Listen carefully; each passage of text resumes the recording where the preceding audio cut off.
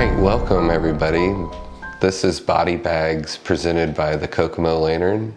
I'm Jeremy Geiger. I'm a co-owner of City of First Cremation and Funeral Service. This episode, I kind of want to go over what things are changing with the season changing in funeral service. There's things that we kind of experience. This being our busier season, we start seeing more colds and illnesses take people down. We see people that have rallied through the holidays to try to see their families. It may be Thanksgiving, it may be Christmas. Then they lose their kind of strength in their fight, and we lose them over the winter. But with that, I kind of like talking about some things that are kind of really unique and most people don't realize it. So we see some changes in cemeteries. So we just experienced our fall cleanup in all of our cemeteries. So all of the things that you had out there in the summer, if you didn't go pick them up, they threw them away. That's to kind of prepare the grounds to get them ready for that final cut of the grass. It helps with the leaves so then they can get them removed off there. So that way spring comes, we've got beautiful lush green grass out there.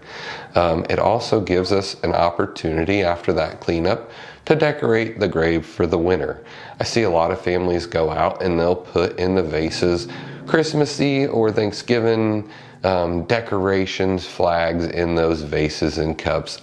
I think it's pretty cool. I always enjoy seeing people out there visiting their family or friends, because it's not very often I hear of people going to the cemetery anymore. Other things that I see on the business aspect is here in Indiana we deal with time changes. So our cemetery entry times, they change. In the summer, it's typically 4 o'clock is the cutoff for your funeral procession to be into the cemetery gate. When we get into these earlier, darker days through the winter months, they move that to 3 o'clock. I have still been out there at the cemetery at 3 o'clock, and I know you can experience this living here in Indiana, that it's dark out at the cemetery by the time it's all wrapping up with the graveside service. Definitely us as employees waiting to see that casket put into the vault and maybe some of the filling of the grave. It can be dark. We've used our headlights sometimes. There are some cemeteries out in the county, they're kind of like, hey, you want to come out at 5:30, 6 o'clock when it's really dark out to do your service? Go ahead. They don't really care on that. They have other requirements that you may need to be concerned of. Other things that we see going into these holiday times are, I don't want to call them memorial services. I like to think of them as community tributes. I know a lot of our funeral homes here in Kokomo, they like to do events where they acknowledge the families that they've served over the year, and they have typically a speaker, a minister that's there that kind of gives them some encouragement through these holiday seasons as they're experiencing their first Christmas and Thanksgiving without their loved one in present. A lot of times there's a slideshow, impactful music that's played to help encourage those. It's important to not run from the holidays because you've lost a death. It's hard. Definitely in the last few weeks I've heard our families talk about, oh boy, Thanksgiving, how's it even gonna go down? Well, maybe Thanksgiving looks a little different this year than it has most years because the loss is relatively new to you. So it's not the traditional family and turkey dinner and stuffing and all that we're used to. Maybe it's getting a pizza and watching a movie instead. Just still being together and acknowledging the thankfulness, but you're still going through your own loss. Other things that I kind of see going into these winter months are things out at the cemetery, because we're going to be seeing snow here soon. Sometimes we deal with weather issues out there. If we get a heavy snow through the night and an early morning burial out at the cemetery, we may have to kind of push that burial back a little bit to give them time to get things plowed through the drive so we can get our cars in there. Gives the vault company an opportunity to get their tent set up and maybe clear the snow out. Things that I don't typically see here in Indiana. I've encountered it a couple of times.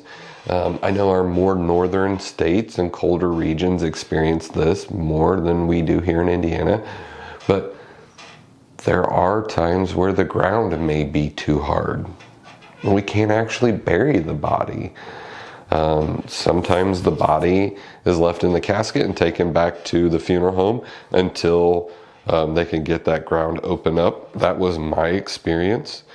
We left the vault out at the cemetery and we conducted the graveside service just as normal. We just didn't bury at that time.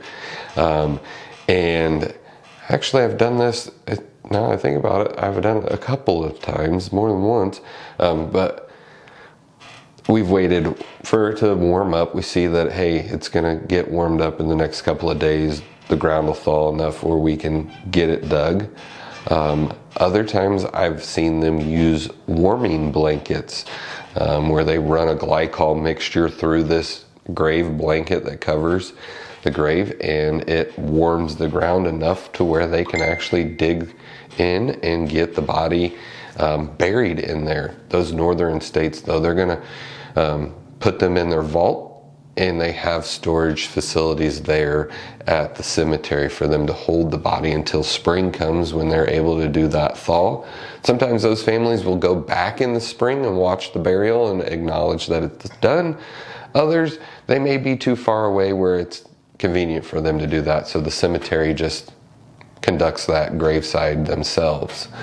Going into these winter months, I see families get more maybe crock pot meals, more warm meals than I do in the summer months, which I always like to have some snacks when I'm there for the visitation and funeral. But that's a really neat thing going into the winter months. The food changes that I see with safety out at the cemetery. We're talking the ground's going to be covered by snow, so you can't see maybe some of those dips and valleys. So be cautious when you're walking around out there. It's not a bad idea to, if you're not a stable person when you're walking, have somebody that you can kind of hold their shoulder while you navigate through some of that terrain. The parking lots, that's always an issue. We deal with the salt and trying to beat that ice that's out there, because it'll maybe warm up during the day and then freeze on our parking lots in the evening, and we know you family members are coming in early on. Other things when I deal with winter funeral services, some of our days here in Indiana are super, super cold. We'll leave our cars running in the procession, and the minister kind of maybe modifies that service a little bit, where he includes the graveside portion at the church, so that way we're not exposed to the elements near as long out there watching the casket be buried.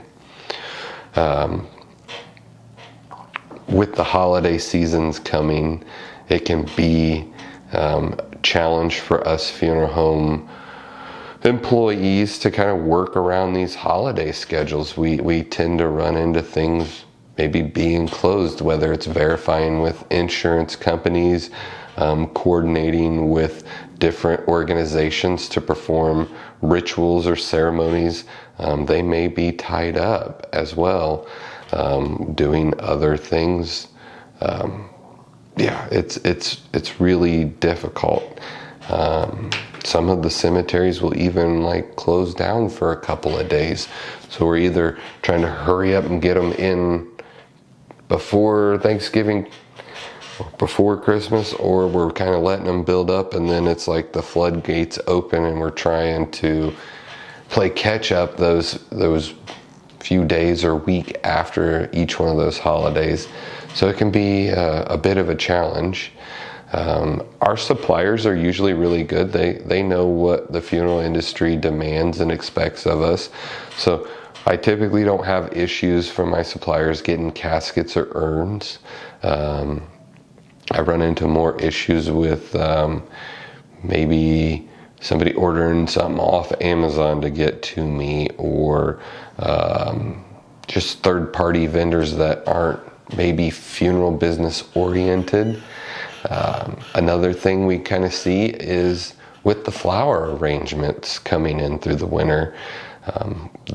Our florists will do their best to kind of protect them from the cold being transferred from building to car and car to building, but they do the best they can. You know, there's only so much that when we're dealing with super cold temperatures, you do what you can.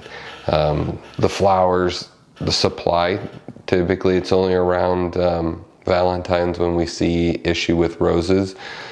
Typically through the winter months we're able to get our roses and daisies and things like that we like to utilize for those ceremonies.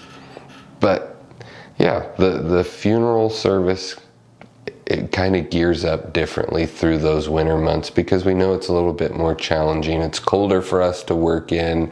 It's not bright and sunny as much as we want to see it. So it kind of adds to the doom and gloom of the winter months, you know. That's where we see a lot of the grief kind of spike. We see some of the deaths kind of change a little bit, where we see maybe suicides climb a little higher through the winter months because it is dark and dreary and gloomy for so long. There isn't that fresh green growth and renewal that we like to see in the spring and summer. So those are some neat things to kind of think about in these winter months. On the cremation side with the winter months, I've had a lot of our families when we cremate and they want to do a burial or maybe an outdoor get-together,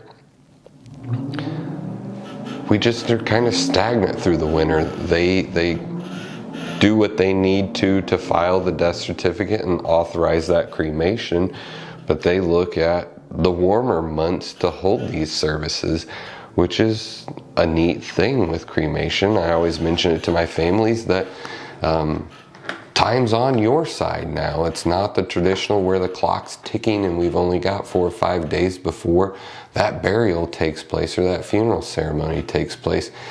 You know, we can work it around what's best weather-wise. I've had a lot of discussions with families through the winter looking at when is it gonna snow? When is the coldest day? Let's avoid those. Ooh, we see it's gonna be 30 and sunny this day. Those are the days that we kind of look and pick at. It's kind of interesting. In the summer, we look at, obviously, rain.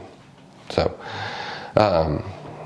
other things that are neat through the winter months, I like when I mentioned the decorating of the graves, but I like when I see the grave blankets. I wish there was something they could do in the summer. I know some cemeteries will allow families to do like a little flower garden over the grave. Not many, because they can't mow around it. But that grave blanket, it always just sticks out so much over the snow. It's prominent through the winter. It just is, it's comforting to me knowing that they got a little extra warmth and somebody's thinking of them. Somebody still misses them. Somebody's still hurting. You're not forgotten. I think that's important to take away from that, is visiting those cemeteries, going into these upcoming holidays that are tough. Find ways to remember them in their positive sense. Something new that I've been encouraging is lighting a memorial candle. And it could be any candle. It doesn't have to have their name on it. It doesn't have to have their picture on it. Go find a scent that reminds you of that person you lost. Light that candle during those holidays, during that dinner. Show that they're with you. They're not forgotten. Light it on their birthday. Light it in memory of them when you're going to do the activity you guys like to do so much. Don't leave it lit while you're gone. You don't have house fire, but you want to have that candle continue for as long as you can. And when you light it, share that story, share that memory with those that are with you. Let the room fill with that scent. Let those that are with you experience your loss. Help them understand that it's okay to be sad that you lost your best friend, that you lost your sister. It's okay. They'll be there. Whether it's an open ear, a word of encouragement, or some advice to help you navigate these tough times. Don't let the holidays turn into be doom and gloom. Make it as positive as you possibly can. And that's with any holiday, but I know these ones coming up are really hard for those that are experiencing a loss this year. It's not an easy one, especially the more recent ones going to these holidays. So I'm gonna share with you a story about shortly after I came to Kokomo and started working. I met a gentleman that he worked at the funeral home, and we had a lot of similar likes and experiences. He was quite a bit older than me. He had a lot of health issues, so I always liked kind of looking out for him, but I always knew I could count on this individual in any situation that I was in, whether it was a lot of people or a lot of difficult obstacles to get around to get somebody out. I knew I could count on this individual. But we started out our day. We left the funeral home at 5 o'clock and went home and had some dinner and went to turn on the TV and just relax for a little bit, and my phone rings. And I was told, hey, we've got a death call, and your partner's gonna meet you at the funeral home, and it is an embalming. Perfect, not a problem.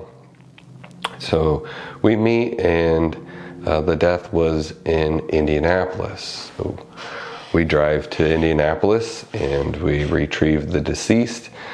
I come back to the funeral home and start embalming, and this gentleman starts making the cot up as I'm doing my stuff, gets it loaded into the van, and half hour, 45 minutes later, he comes walking back in with the removal cot, and somebody else is on this.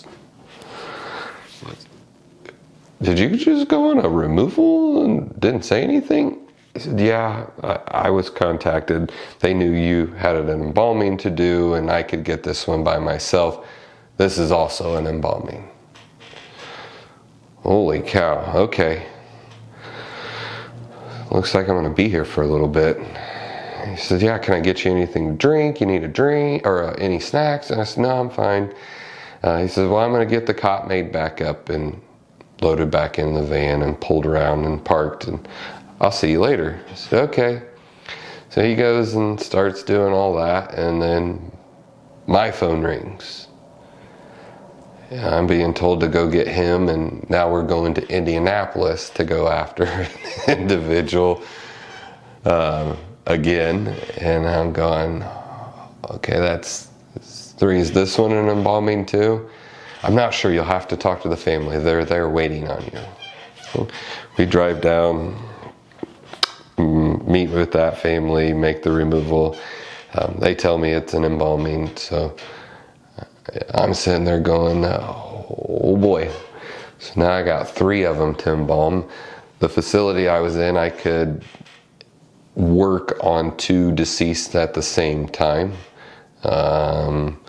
depending on injecting the embalming fluid or not, depending on, I didn't like to start them at the same time injecting, kind of like to stagger them, so that way I could kind of bounce back and forth, make sure I didn't have any issues.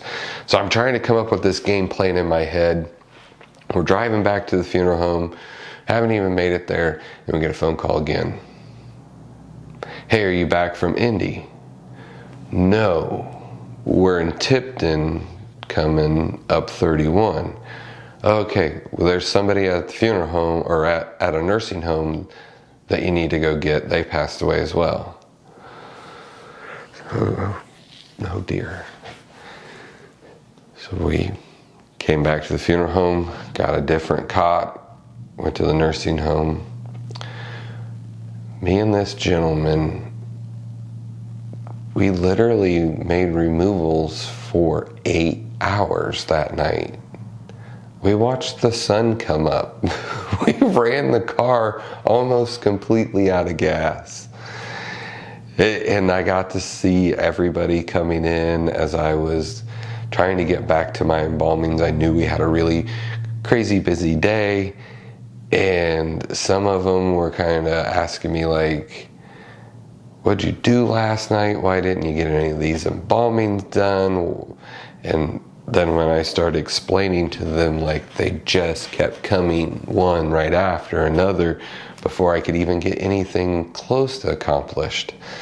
So then it became all hands on deck, and we all jumped in, and we got the embalmings taken care of and back to serving families, getting deceased ready for funeral services.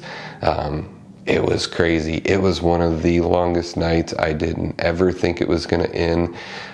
Me and this individual, we still talk about that night. The night of hell is what we referenced it, because we just could not catch a break. It was the craziest thing, driving up and down 31 all night long, getting individuals. It was pretty interesting. I've not had another experience like that. I've had multiples in a day, but nothing as frequent as this one was. So that was my crazy story for you. If you guys have any questions, if you want to hear me expand on a topic or share experience that I may have that you're uncertain of, leave it in any of the comments in any of the videos. I go through them, I look at them to see if anybody's got any questions. You can call me here at the funeral home as well and speak to me directly. It'd be a fun experience as well. It may lead you to come in and actually see some things. I know I don't take you viewers on too many tours through the funeral home. I'm trying to figure out what I feel would be the best way to bring that to you, but I definitely want to let you viewers experience some of the other areas of the funeral home that you may have never seen or have questions on how things kind of work and operate. So be tuned in on the next episodes, because I got some pretty neat ideas to share with you guys. So this does conclude my services today here. Thank you all for watching, listening, and once again, please like, follow, subscribe, and share, and follow the Kokomo Lantern. Bye.